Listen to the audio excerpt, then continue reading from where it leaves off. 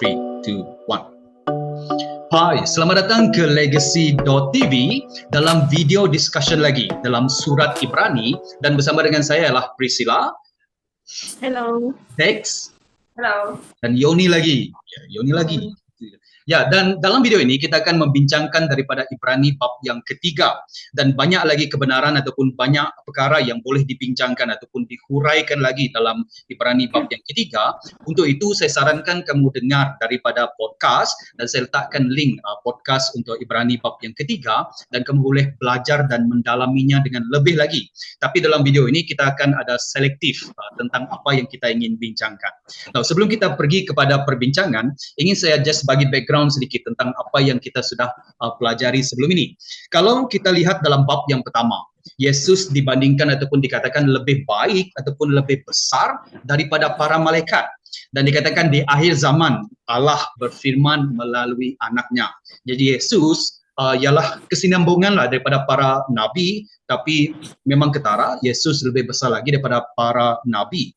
Kemudian kita juga dinyatakan bagaimana Yesus lebih besar ataupun lebih baik lagi daripada para malaikat.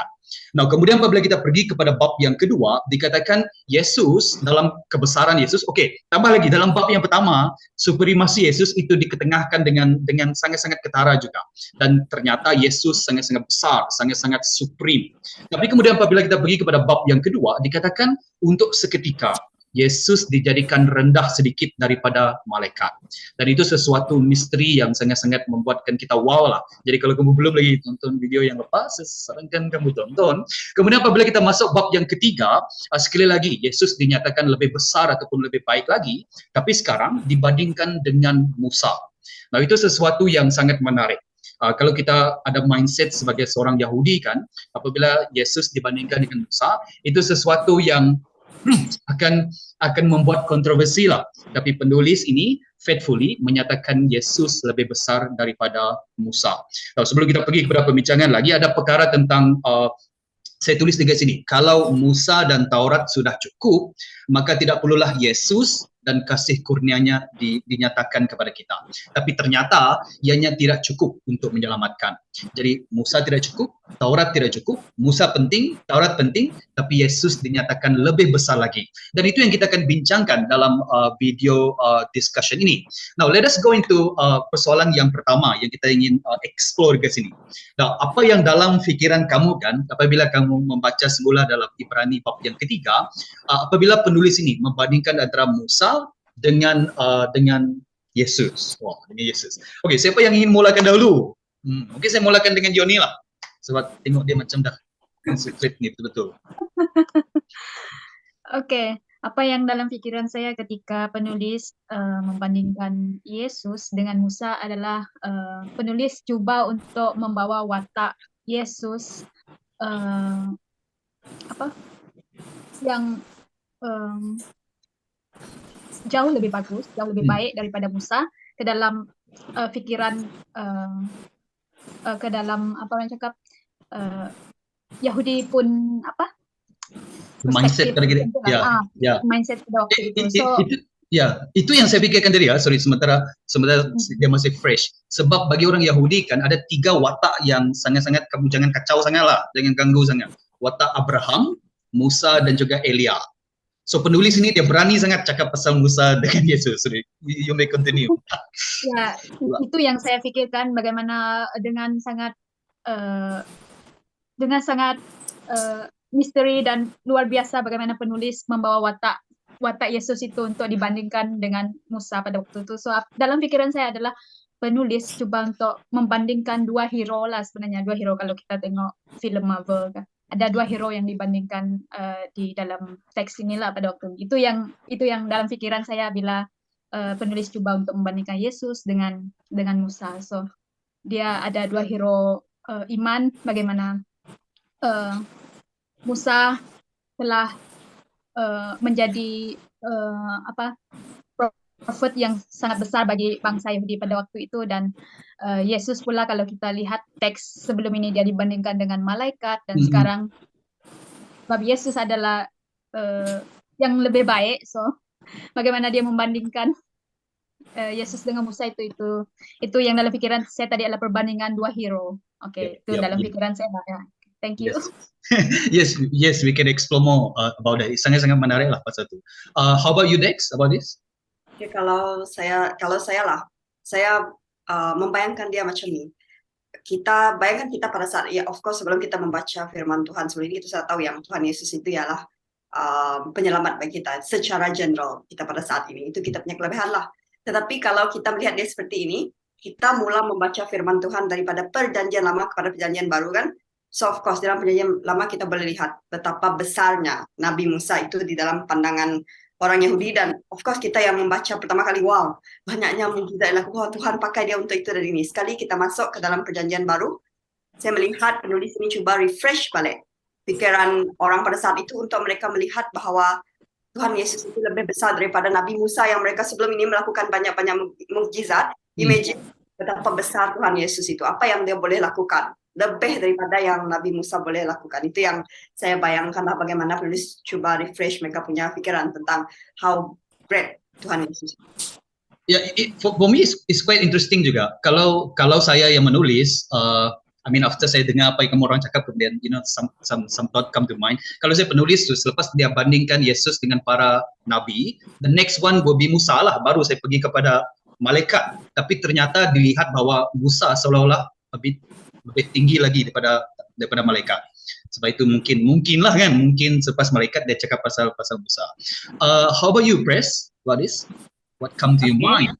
Ya, kalau bagi saya lah, saya setuju dengan Yoni dan juga Dex tadi, di mana penulis ni dia ada tujuan dia tersendiri kenapa dia membandingkan Musa dengan Yesus, di mana dia ingin memberi penekanan bahawa Yesus itu lebih besar daripada segala-galanya, termasuk Musa.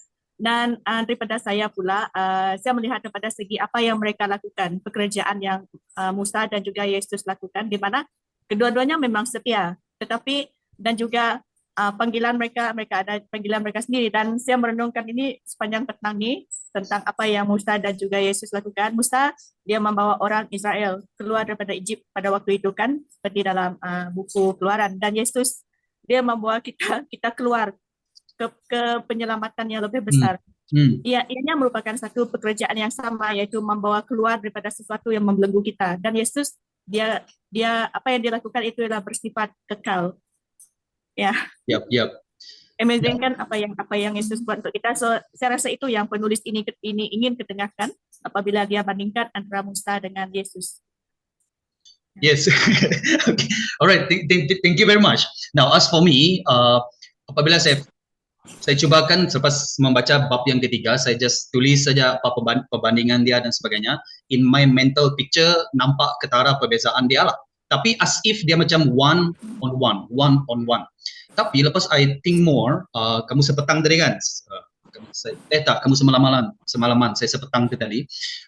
Apabila saya bandingkan 2 by 2 Musa dengan Yesus, saya mendapati bahawa they are actually kan, perbandingan ini sebenarnya tidak seimbang. Sebab you see, kalau Musa dibandingkan dengan nabi yang lain, dengan Elia dan sebagainya, ia nampak balance, ada at least ada sama level macam tu. Tapi saya nampak perbandingan ini tidak seimbang. It's about son and then it's about hamba. Maybe the one we can explore more. Apa lagi yang come to your mind as you read perbandingan yang dinyatakan dekat sini lagi? Okay, kalau dari saya lah, kan tadi kita bila membaca sepintas lalu kita melihat perbandingan antara Tuhan Yesus dengan Nabi Musa, dan bila kita membaca dia secara lebih detail lagi, saya melihat yang Tuhan Yesus ini dinyatakan sebagai pemilik rumah, dan juga Nabi Musa ini dinyatakan sebagai kadam kalau kita baca ABB kan. Jadi saya pergi kepada definisi kadam itu dia hamba, pelayan, ataupun ada lagi satu kata saya lupa. Tapi yang menarik bagi saya, hamba itu saya sudah tahu. Yang menarik bagi saya ialah pelayan. Ini satu perkataan yang menarik lah bagi saya. Bagaimana Musa itu hanya sebagai pelayan di dalam rumah Tuhan, tetapi Tuhan Yesus itu ialah pemilik ataupun yang membina rumah yang kita tinggal. Jadi saya terfikir tadi apa analogi? Mungkin ini bukan analogi yang sangat tepat sebab of course di dunia ini tiada analogi yang tepat untuk kita menggambarkan tentang keadaan dan kebesaran, betapa besarnya Tuhan Yesus kan. Tapi saya menggambarkan analogi ini. Contoh kita tinggal di kampung Jadi gampang lah, memang panjang orang Iban kan. Mana satu yang lebih jelas lagi? Of course, nama tuai rumahan, nama kita penghuni dekat situ mana ada jelas. Bila orang kamu tinggal di mana rumah itu.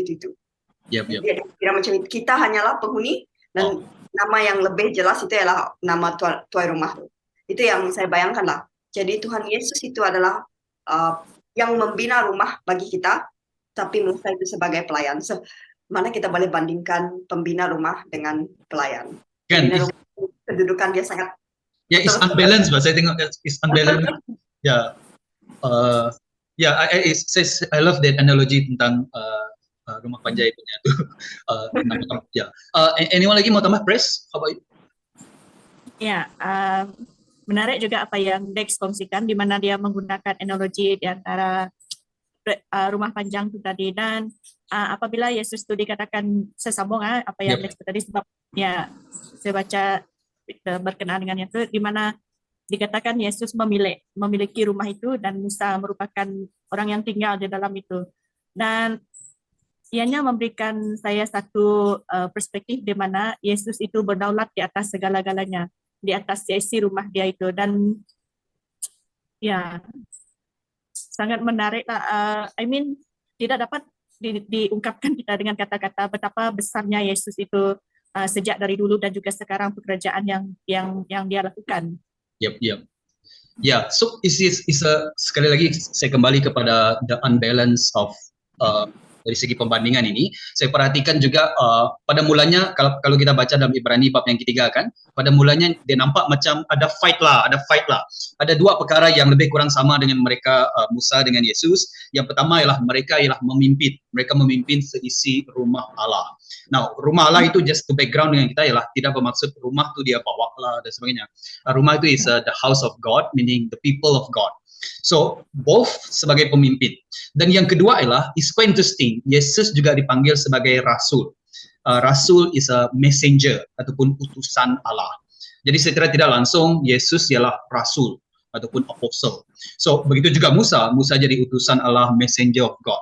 For me, these two is similar. The limit of similar dia. Tapi apa yang kamu orang sudah terangkan tadi, but for pendengar ataupun penonton yang mungkin tidak familiar dengan Ibrani bab yang ketiga, kita melihat perbezaannya sekarang menjadi lebih ketara.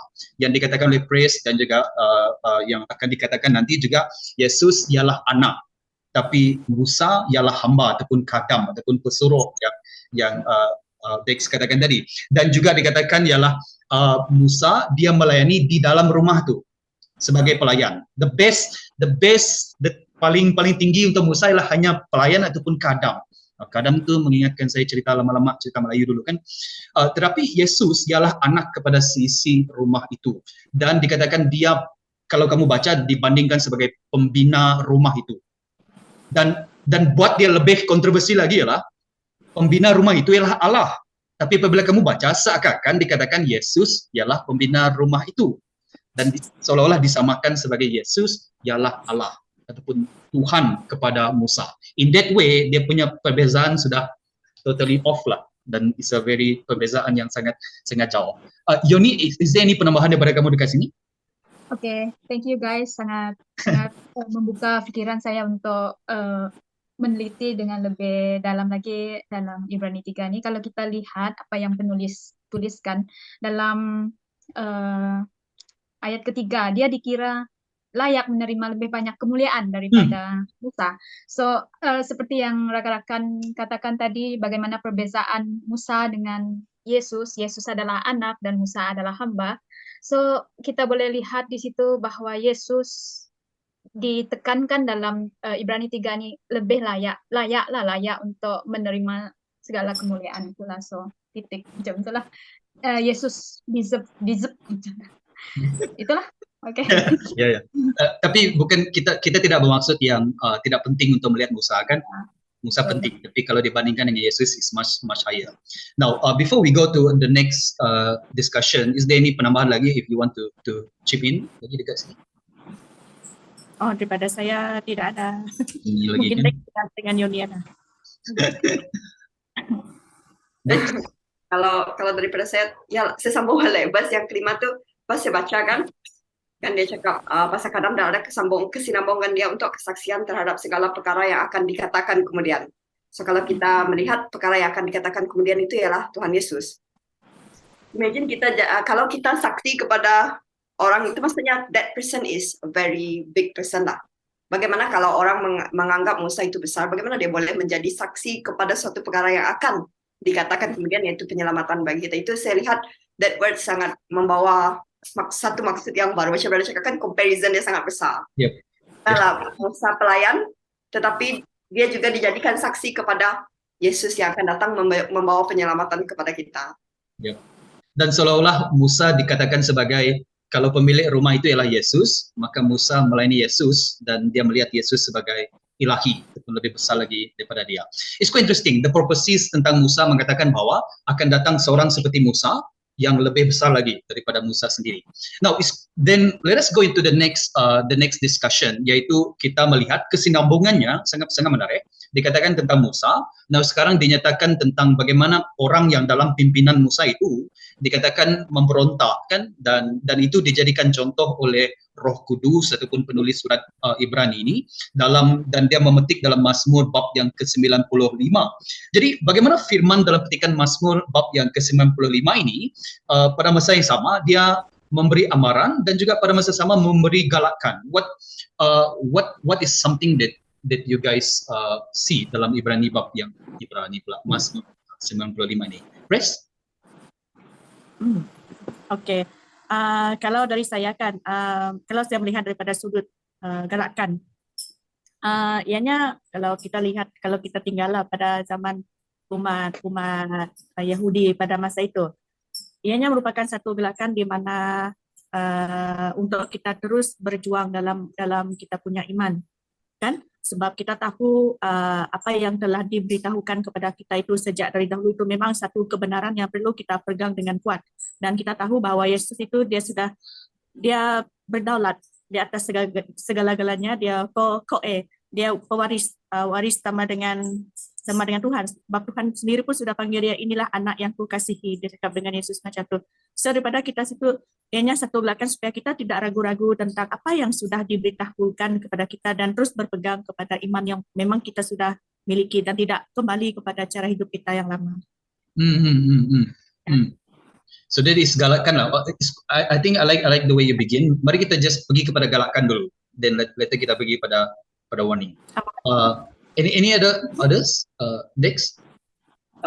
Kalau saya dia lebih kepada galakan untuk saya terus, sebab pada saat itu kan mereka telah melihat segala yang Tuhan lakukan, tapi disebabkan hal kecil, tak ada makanan, semua tak ada minuman, mereka haus, mereka membelakangkan jadi itu jadi galakan kepada saya lah, untuk saya tidak dengan keadaan yang sekarang ini yang mungkin trivial matter, kan, benda-benda kecil. Kita telah melihat bagaimana, even kita membaca Ibrani saja, kita telah melihat bagaimana kesaksian tentang Tuhan Yesus. Kita telah saya rasa most of us dekat sini telah merasakan how Tuhan Yesus bekerja dalam kehidupan kita setiap seorang. Itu mungkin ada cara bagaimana Tuhan bekerja. Kita telah merasakan Roh Kudus Tuhan, kan. So jadi dia mengajar saya untuk saya tidak mempersoalkan ataupun mengambil mudah ataupun menjual beli kasih yang Tuhan telah bagi pada saya. Contohnya, Tuhan, kamu bagi saya ini, nanti saya mengasihi kamu lebih lagi. Itu yang saya belajar, untuk saya tidak menjual beli kasih yang Tuhan bagi saya, not take for granted. Yep. Nice one. Thank you very much. Yon, how about you?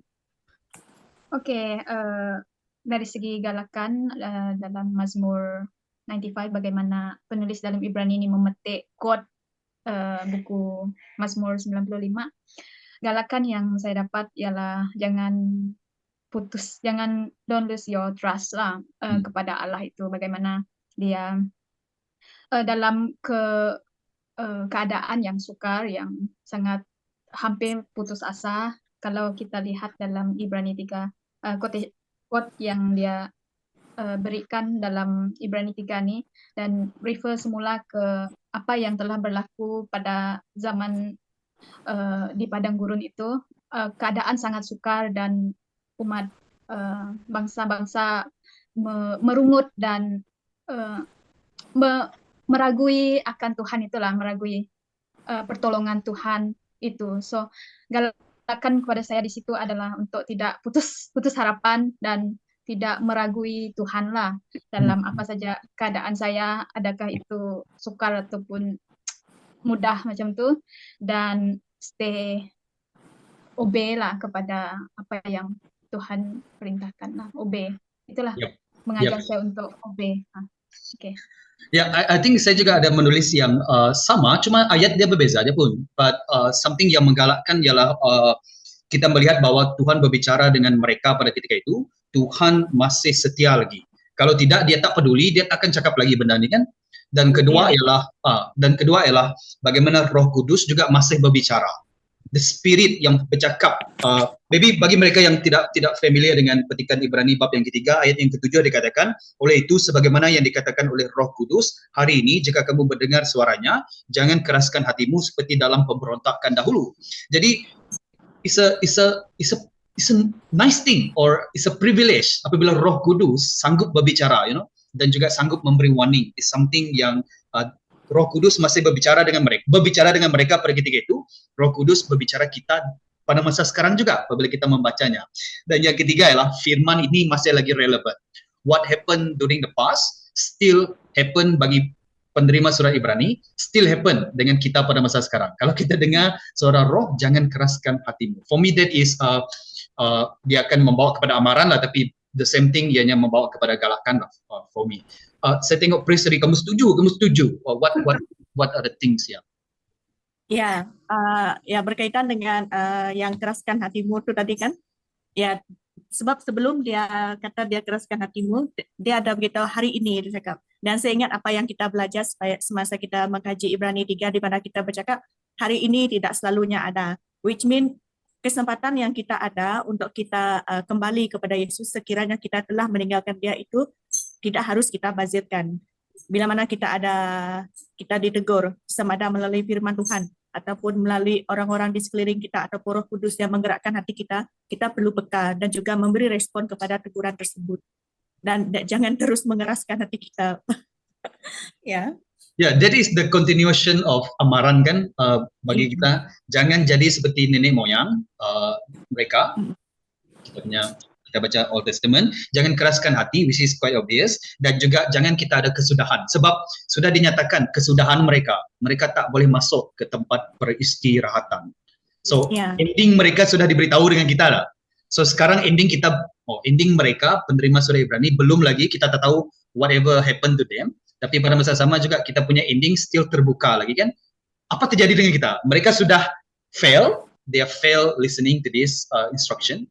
How about us now? Bagi saya itu is a open question lah, which is ianya terbuka kepada gereja Tuhan, mereka yang mempercayai Tuhan, dan juga terbuka kepada kita secara individu. So what happened to us now? Kita sudah mendengar. For me that is a quite stern warning lah yang I heard from this. Yon? Okay. Satu perkara lagi yang saya lihat daripada petikan tersebut, pada waktu dia memberitahu jangan keraskan hatimu, saya melihat kepada bagaimana proses untuk yang membawa kepada kekerasan hati itu. Bagaimana kekerasan hati itu boleh timbul kepada umat bangsa Yahudi pada masa itu ataupun kepada kita pada masa kini lah. So proses dia adalah kita mula dengan kita continuously menjadikan perkara itu habit adalah kita tidak mengucap syukur tentang apa yang Tuhan lakukan. So kita continuously buat benda tu dan kita ignore kebenaran tu. So kita bila hati kita continuously melakukan perkara tersebut, so secara tidak langsung dia membawa kepada kekerasan hati kita lah. Hati kita akan menjadi keras dan kita neglect apa yang Roh Kudus katakan lah. So itu pun saya melihat itu menjadi satu amaran lah, bukan saja kepada bangsa Israel pada masa itu, tetapi pada kita pada waktu ini. Yeah. It remind us untuk kembali balik kepada bab yang kedua kan, jangan hanyut. Which is kita discuss about hanyut is slowly sebagainya. Seperti mana yang Yoni katakan tadi, kurang bersyukur. Which is macam gambaran untuk saya aja tuh. Kamu sindir saya kan? Itu sindiran kepada diri sendiri. Ada lagi Yoni tadi? Saya suka potongnya. Alright, Dex. Oke, kalau susah juga kan, bila orang lain selalu cakap macam poin itu Betul. sudah diambil. Tapi satu yang menarik tentang buku Ibrani ini yang saya sendirilah encounter kan, dia bukan sahaja bercakap tentang kebaikan Tuhan, tentang kasih Tuhan, tapi dia bagi amaran juga at the same time. So that kita, macam saya cakap tadi, galakan dia lah ya untuk saya sentiasa tidak take for granted ataupun menjual beli kasih Tuhan. Itu juga amaran bagi saya lah secara pribadi. So, kalau kita lihat di sini kan 40 tahun Tuhan telah menunjukkan mukjizat dia kepada mereka yang berada di gurun pada saat itu kan. Bayangkan, saya baru 28 tahun. 28 nih, kalau saya ingat balik kan, mereka 40 tahun, saya 28 tahun, Tuhan telah melakukan banyak perkara di dalam kehidupan saya, tapi how much that I acknowledge lah, balik kepada Yoni cakap kan, kalau hati kita keras, kita tidak melihat apa yang Tuhan telah lakukan di dalam kehidupan kita. Jadi kita rasa macam, Tuhan kenapa nih, tak cukup, saya mau lihat lagi mukjizat kamu dalam kehidupan saya untuk saya percaya yang kamu ada. Itu satu amaran juga bagi saya supaya saya tidak mempersoalkan apa yang Tuhan lakukan di dalam kehidupan saya. But saya belajar untuk bersyukurlah, untuk tidak mengeraskan hati saya, untuk belajar mendengar juga tentang apa yang Tuhan coba sampaikan di dalam kehidupan saya secara pribadi. Dia macam quite interesting juga buku ini. Dia tidak terlebih kamu rasa, oh Tuhan ini penuh kasih, dia akan maafkan apa saja yang saya buat. But at the same time, dia mengajar kamu untuk Tuhan juga boleh melakukan, boleh menghukum kamu. Dia juga boleh marah pada kamu. Itu yang jadi saya rasa ada, bila saya membaca ini kan saya rasa macam perasaan takut itu ada, tapi bukan takut yang negatif, dia lebih kepada takut yang positif lah, because I know Tuhan itu sangat besar dan dia boleh melakukan apa saja yang dia mau lakukan di dalam kehidupan saya. Sekali lagi, it's not that we say yang jangan minta mujizat, jangan minta penyertaan Tuhan dan sebagainya, tapi kalau kita buat minta benda macam tu supaya kita ragu-ragu, that is something is wrong. But if we minta supaya iman kita ditimbulkan lebih kuat lagi, I think that is a very good things lah. Dan itu yang coba dilakukan oleh mereka umat Israel kan. Mereka meragui dan mereka bertanya soalan ataupun minta sesuatu in the place of doubt, not in the place of faith. Yeah, it's very interesting point. Pres, ada lagi poin yang ada dekat sini. Kita boleh 3 jam. Ya, ada. Okay. So, bercakap tentang ignorance, sebab Yoni ada sebut tentang ignorance tadi, yang di mana ianya juga merupakan satu bentuk kekerasan hati, sebab kekerasan hati bukan saja merujuk kepada seseorang yang menolak kebenaran Yesus, tetapi ianya juga merujuk kepada kita yang orang yang percaya, tetapi kita ada juga kekerasan hati di mana kita dengan sengajanya kita sambil lewat, kita tidak memandang serius iman kita, kita memandang ringan. Contohnya, saya suka bila kita makan. Kadang-kadang saya rasa bersalah tentang ini. Kita berdoa supaya makanan itu mendatangkan kebaikan kepada kita. Tetapi apa yang kita makan itu tidak sehat. Contohnya adalah makanan yang sudah diproses. Tetapi kita minta Tuhan untuk memberkati makanan itu. So itu merupakan satu bentuk sambil lewat di mana kita tidak ikut sepenuhnya apa yang Tuhan suruh untuk kita lakukan. Dan itu merupakan, kita tahu itu salah, itu tidak betul, tetapi kita masih juga buat. Dan is another form of kekerasan hati yang kita perlu alert. Bagi saya lah, ini yang saya reflect, yang perlu kita alert dalam diri kita sendiri. Ya, satu lagi. Exercise juga. Satu lagi sindiran untuk kita sesama kita. I think is apabila saya dengar you guys punya sharing dan sebagainya, saya juga melihat diri saya in the pihak yang bersalah itu juga lah, which is that's why the word of God is sangat-sangat powerful. Speak to us lah. Now let us close this dengan melihat tentang imajinasi kita. We imagine yang kita sebagai umat Israel, umat yang mendengar surat Ibrani ini disampaikan, dan apakah satu ayat, ini susah lah soalan nih, sebab satu ayat is sangat susah. Satu ayat ataupun satu perkataan ataupun ungkapan ataupun gambaran yang mungkin penerima surat itu fikirkan pada ketika itu, ataupun apa yang mereka rasa pada ketika itu. Now for me, satu ialah itu lagi banyak juga, sebenarnya banyak saya dapat.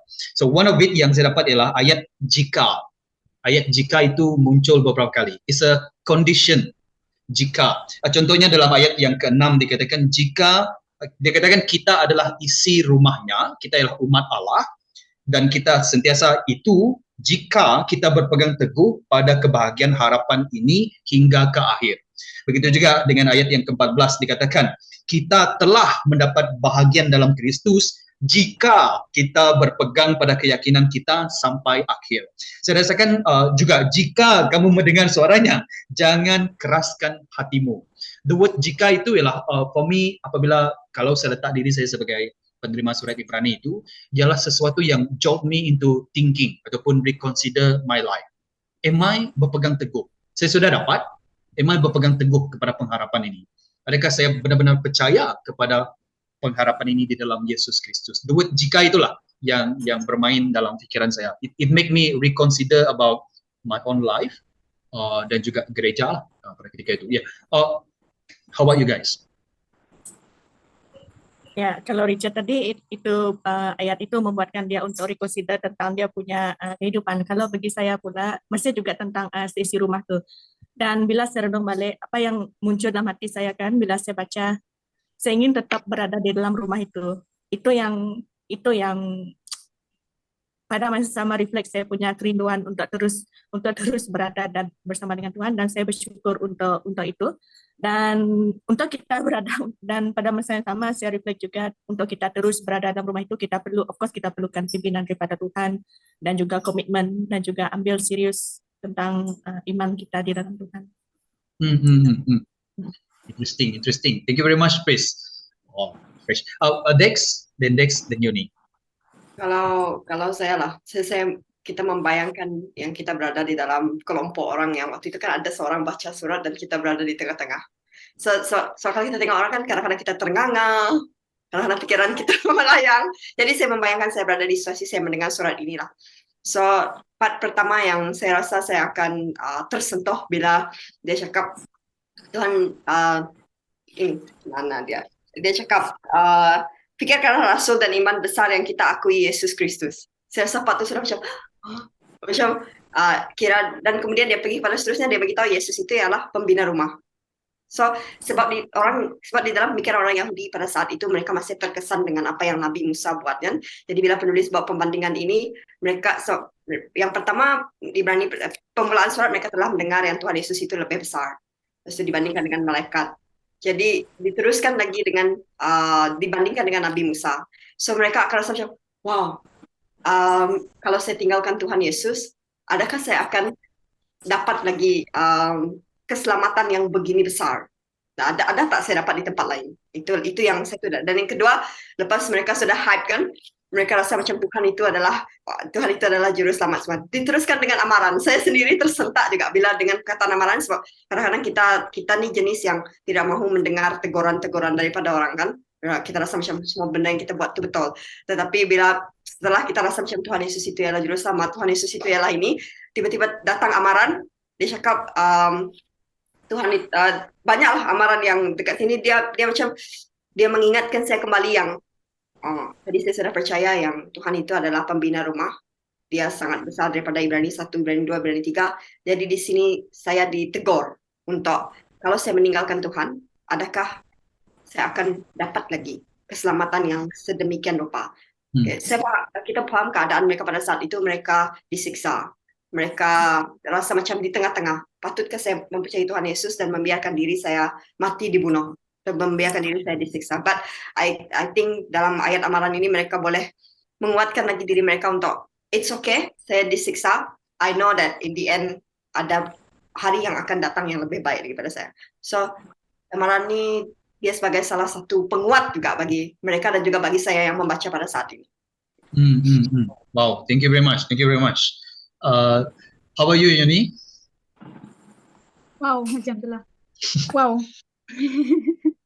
Seperti apa yang Dex katakan tadi, saya rasa kita punya poin ke situ ada sama lah. Macam sebab perkataan yang mungkin respon mereka pada waktu itu, kalau bagi saya adalah pada verse pertama, dengan demikian saudara-saudara yang sahih yang juga mendapat bahagian dalam panggilan dari surga, fikirkanlah rasul dan imam besar yang kita akui Yesus Kristus. So perkataan fikirkanlah, ataupun kalau dalam Englishnya consider kan, dia cakap consider Jesus, dia cakap macam tu. So sebab keadaan mereka pada waktu itu memang sangat sangat tersiksa macam itulah. So mereka mungkin fikir untuk meninggalkan iman mereka kepada Yesus macam tu.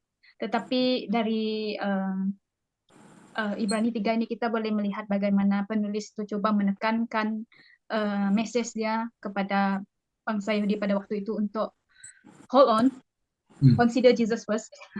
Saya rasa itu perkataan yang coba disampaikan, dan bagaimana respon mereka mungkin sebab why not juga, why not, kita boleh tengok bagaimana besarnya Yesus tu melebihi Musa sendiri, why not we consider lah Yesus, kita consider lah. Kamu sudah berjalan sejauh ini kan, kenapa mau pergi balik lagi? Ya betul, itu yang saya coba maksudkan. Yeah. And then satu lagi satu yang mendorong saya pikirkan bagi respon pada waktu itu, mungkin apa yang dikatakan ini bagi diri saya sendirilah dalam Roma 5 6 ayat 8 tuh, bagaimana dia si Paul dia cakap dalam kelemahan kita Yesus itu yang memberikan kekuatan kepada saya macam tu. So saya apply dia dalam Ibrani 3 ini, bagaimana umat Israel pada waktu itu boleh dikuatkan dan menjadi teguhlah dalam iman mereka, kepercayaan mereka kepada Yesus menghadapi cabaran mereka pada waktu itu. Yep. Wow. Thank you very much, everyone. So that's it for us in our discussion. And saya rasakan, I think banyak lagi poin yang kita boleh kongsikan. I think kalau kamu tengok buku nota mereka kan, tunjuk buku nota kamu ada kan? Ada kamu tengok. Banyak nih. Ini satu. Ya. So tu tak cukup tu, banyak tu. So there are a lot of things that seperti saya katakan daripada awal tu tadi lah, banyak benda yang we learn from this, dan juga saya sangat bersyukur dengan perkongsian rakan-rakan di sini juga mengatakan bahawa firman itu juga menyentuh kehidupan kita juga kan. And that is what we want apabila kita study the word of God, sebab firman itu tidak jauh, ianya dekat dengan kita, and the word of God is alive. Nah, untuk kita tutup lagi di sini, is there any last thing that you want to say? Maybe just a very quick one. Press. Oke, kita terus setia dalam perjalanan iman kita, dan apapun firman Tuhan yang kita terima, sama ada membentuk teguran ataupun dorongan, kita harus mengambil action. We need to take action, sebab iman memerlukan kita untuk memberi respon. Dan semoga kita semua terus dipimpin oleh Tuhan supaya kita terus teguh bersama Yesus. Yes. Wow, thank you very much. I love that. Saya alert yang you always say, yang be responsive dengan apa yang kita sudah dengar. That's the word yang kamu selalu guna. Yeah. Good reminder. Dex? Okay, kalau dari saya simple, saya quote balik, jangan keraskan hati. Yep. Peka dengan apa yang terjadi di dalam kehidupan kita. Sometimes sebab kita terlampau keras hati, kita pekakan telinga sebab kita tidak mendengar apa yang Tuhan ataupun Roh Kudus coba sampaikan kepada kita. Kadang-kadang tu belajarlah lembutkan hati. It is hard, but dengan pimpinan, dengan doa, nothing is impossible. Thank you very much. Amen. Yon? Okay, ini untuk tambahan dari Pris dan juga Dex. Saya ambil dari verse 13, nasihatilah sesama sendiri setiap hari. Yes. Wow. Masih ada sebut hari ini, so kita saling mendorong kalau masih belum mempunyai persekutuan ataupun rakan-rakan untuk belajar firman Tuhan bersama-sama, boleh cari partner ataupun kelompok-kelompok terdekat, ataupun boleh hubungi Legacy.tv untuk mengetahui lebih lanjut lagi tentang persekutuan ataupun untuk belajar firman Tuhan bersama-sama, untuk saling mendorong dan diteguhkan bersama. Yes, wow, thank you very much. So, sebagaimana apa yang Yoni sampaikan tadi, so if you berpeluang untuk join Bible Study, kita membuka pintu untuk next year. Kita akan pergi study about new books, dan juga kami buat Bible Study setiap hari Rabu pukul 7.30. Dan kalau kamu berminat, kamu boleh kontak nombor ini, dan juga saya sertakan juga link di mana macam mana kamu mau kontak dengan kita. But we're not limited to Dark Down Deep group juga. Kalau kamu mendengar ada study Bible Study dan sebagainya, join mereka. Lebih-lebih lagi kan, saya betul-betul galakkan kamu. Lebih-lebih lagi, kalau kamu dengar Bible Study itu ada 5 hingga 4 orang, 3 orang, that is is the best number untuk kamu pergi Bible study. The smaller, the better. Sebab dianya mendekatkan kamu lagi antara satu dengan yang lain. So that juga salah satu aim for our Bible study. Bukan hanya mengkaji firman Tuhan, but we want to know each other dan berkongsi macam apa yang kami kongsikan pada dalam video inilah. Jadi sehingga kita berjumpa lagi dalam bab yang keempat, dan ya, selamat makan, menjamu selera. Apa yang kamu buat lepas ni? Selamat tidur, selamat malam. Sehingga kita berjumpa lagi dalam video yang akan datang. Goodbye everyone.